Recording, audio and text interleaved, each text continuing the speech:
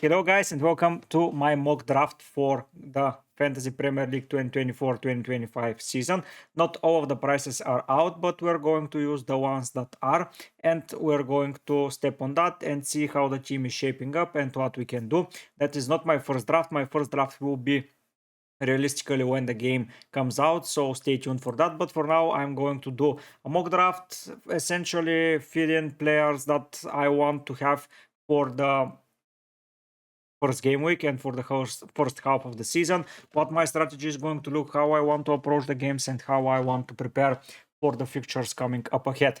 I know that there is a lot of talking about Haaland's price and it's difficult to predict what is going to go, but today I'm most probably going to create a no Haaland draft where I can showcase how I'm planning to line up, how I'm planning to do, and what is going to be my plan for game week 1.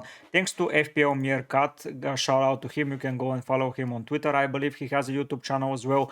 You can go and check him out after the video as well. He has prepared up until game week 5 fixture difficulty rating and then up until game week 8. So we're going to take a look at an extensive time on that. If you want to be part of the community and want to see more content from me, don't forget to subscribe to the channel. I will be setting up a target on the release of the game to see what goal should I put for me to reach up until game week 1's deadline. So let's see if we're going to take it, but for now let's focus solely on that mock draft. So first of all, I'm focusing on the first 5 game weeks, because for me that's the most important period, specifically the first 3, because looking at the historical part of the game, always players before the first international break are performing amazingly well, specifically around game week 3, where it might be a good place to put some of the players and to bet on them and to see how they are doing.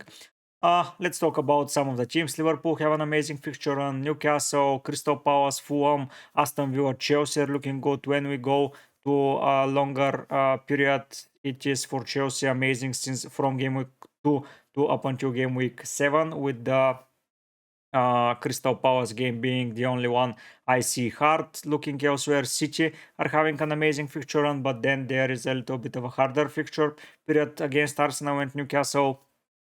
At the bottom, it's Wolves, Brighton, and Brentford, Wolves, and West Ham are near the bottom. So all in all, not a team to target. The interesting thing about Arsenal is that after game week 5, they have 2 of the 3 just promoted sides, and it's after a City game. And I believe that is the only game where I don't see them scoring. So it's going to be interesting to bet on their players and to see how it goes. So let's go and start preparing the build, the draft.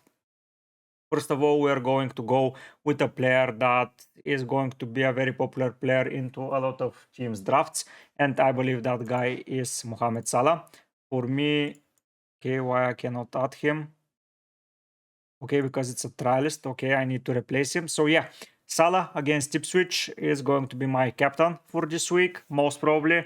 I don't see myself going without Mohamed Salah, even though it's a new coach and I don't know where exactly Salah is playing. I know that Salah will be playing. He is 90%, in my opinion, nailed on penalties, and with Ipswich away, then looking at Brentford at home, United away, it's a little bit tricky, but then Forest and Bournemouth, it's not speaking and screaming hard games. After that, it's Wolves, Crystal Palace, and Chelsea. Still a very favorable fixture, and Crystal Palace and Chelsea are going to be tricky, but up until game week 6, I believe the only tricky game is going to be against Manchester United. Now, I have my captain option, so I'm good to go and start building the rest of the team, and I would like to start building the cheaper players that I want to put into the team, because let's be real, we're not going to play them, and it's good to have the price setup aside. So here it's going to be a 4.0 keeper. It doesn't matter who is going to be. I'm going to put a goalkeeper that is going to not just take a place. So it's going to be Walton for now. I don't know who is a great player to pick. I don't know who at the 4.0 price range is going to be playing. So I'm just putting a 4.0 player. But in defense, I know for sure a player that is going to start, and it's this guy Bellis from Southampton. As you can see, Southampton in the first 5 fixtures faces Forest, Brentford, and Ipswich. Yes, Newcastle and United are hard, but for a defender to be there just for the sake of it, this is good.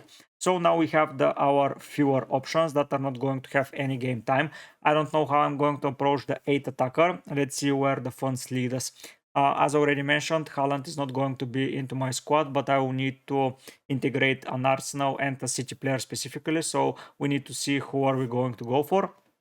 But for now, let's go through the fixture difficulty once again. It's Southampton, Bournemouth, and Wolves for Newcastle. Spurs are conceding a lot of goals, and Fulham are not going to be a team that is going to keep a lot of clean sheets.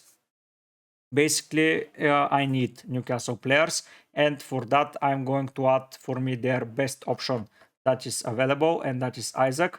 He is facing Southampton at home at the first fixture. He is even a captaincy option, so I wouldn't look away from him for the starting lineup for sure. I want to integrate a defender from Newcastle. We don't know the prices yet, but let's speculate that Burn is going to be 4.5 and he is immediately added into the lineup. Now we added a Newcastle defender, but the good thing about Newcastle is that they rotate perfectly well with Aston Villa. You can go with Southampton and Bournemouth for the Newcastle defender, then it's Leicester and most probably Everton for the Aston Villa defender. Then it's between Wolves and Fulham for the rest of them, and then it's Newcastle faces City, but it's Ipswich for Newcastle, it's Everton, so it's good. So Aston Villa at Newcastle, you can put 4.5 defenders and just rotate between the two of them. We don't know if the rules are changing, but for sure we know that Aston Villa and Newcastle are going to be solid teams. They're not changing the manager. They're not doing anything about that, but they're going to basically mimic how the situation is going and performing really, really well in that department. We know how they play, we know what are they doing in the attacking wise, and we know what is going to happen. So let's be real, I'm bringing Aston Villa defender, and the one that we know the price of and is 4.5 and he is good for rotation is going to be Konsa. So Konsa is going to be sitting on the bench for the first week, but then he's going to be coming on the third for sure and replace Burn. Speaking about Aston Villa, even though they face Arsenal, even though they face hard opposition like United and Fulham, I believe their attackers are a must, and that means that Ollie Watkins is inside of the team. Speaking about Watkins, he has been nothing short but amazing from the looks of it, so I'm going to go for Watkins 1000%. West Ham away, a new coach for West Ham. We don't know how they're playing yet, even though we're going to see them playing around the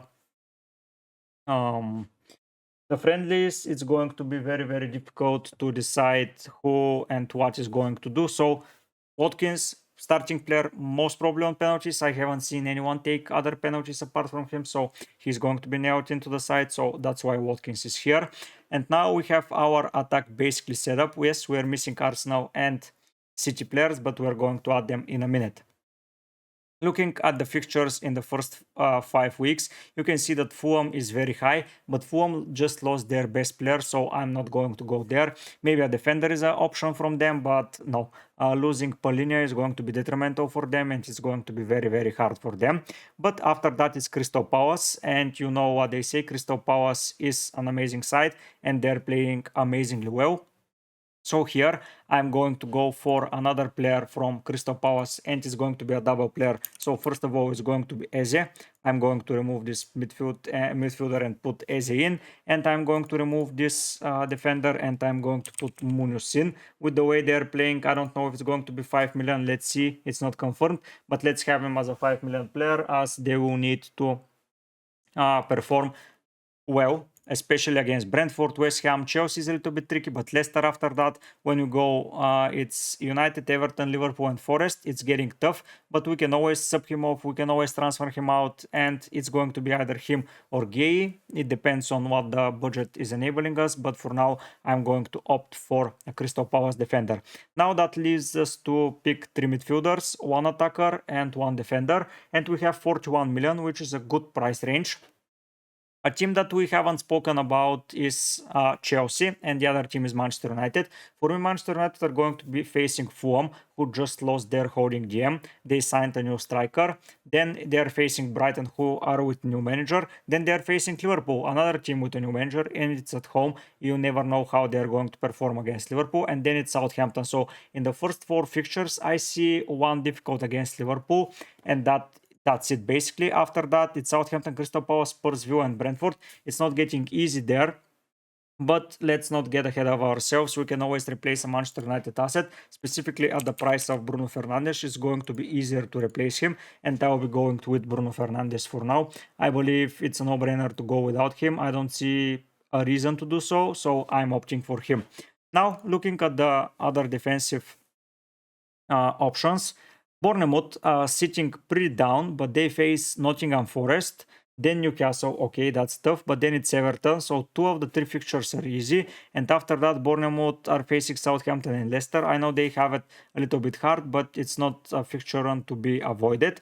Another interesting team that I want to get into is Nottingham Forest as well. Bournemouth, Southampton, Wolves, and Brighton. I'm highly considering going for a Nottingham Forest goalkeeper, because why the hell not? He is going to be 4.5. I don't see a lot of reason not to go there. I mean, Everton's goalkeeper is going to be a good option, but that's Pickford and he's 5 million. And Everton are facing Brighton, Spurs, Bournemouth, Aston Villa, and Leicester. So it's a 50-50 easy game, hard game, easy game, hard game, easy game for the defensive perspective. Everyone that faces Everton, like Brighton, Spurs, Bournemouth, Villa, and Leicester, I will be picking their defenders, honestly, because they're not playing very well. But apart from that, I believe Everton are solid as well, but I will be most probably going for the Nottingham Forest goalkeeper. That is going to be Sales. He is cheap. I believe he's going to be 4.5, and we're done with the goalkeepers department. I can even go for his sub, who is also going to be most probably 4 million. So we're going to be happy with the outcome. I'm deliberating between going 3-5-2 or 3-4-3.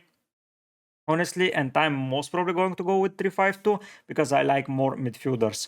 Going into here, I will be picking the cheapest option from the forward line. I don't know who that is, and honestly, I don't care. I will be adding another, let's say, let's add a, not a Southampton. Okay, let's add a Southampton player just to have him as a placeholder.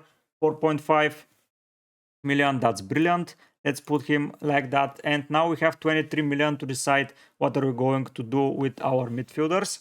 And honestly, I prefer to have the best midfielder from Arsenal, and that is Saka. I know that Arsenal are having a tricky fixture run, specifically against Villa, Spurs, City, but they're going to score goals regardless, so I'm going to go for them. I believe Saka is going to be around 10.5, so that's 1 million less, but still, I prefer to own him.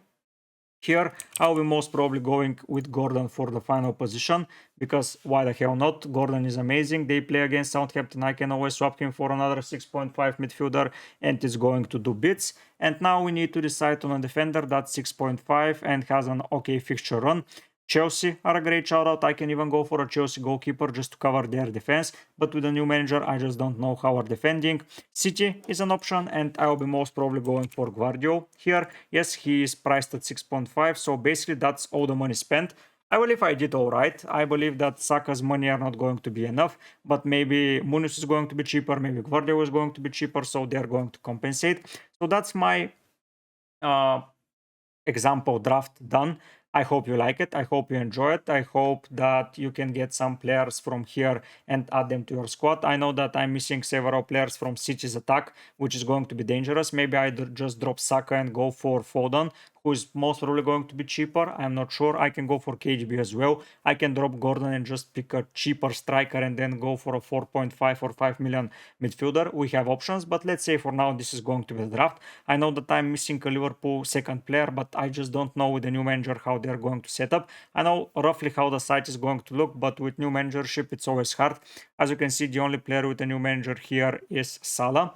I'm missing Palmer, I'm missing a City midfielder, I'm missing I'm missing an Arsenal defender, so for sure it's going to be tricky to fit in all the players that I want. But honestly, this is attacking the first 3 fixtures, 3 to 5 fixtures pretty well, and I just don't own a player that is having a rough fixture. Maybe Sales is going to go, let's be real. And here Petrovic, he's rumored as 5.0, but Sanchez is 4.5, so I will leave Sales for now as a placeholder. I don't see it happening, Chelsea goalkeeper to be 5 million, but you never know.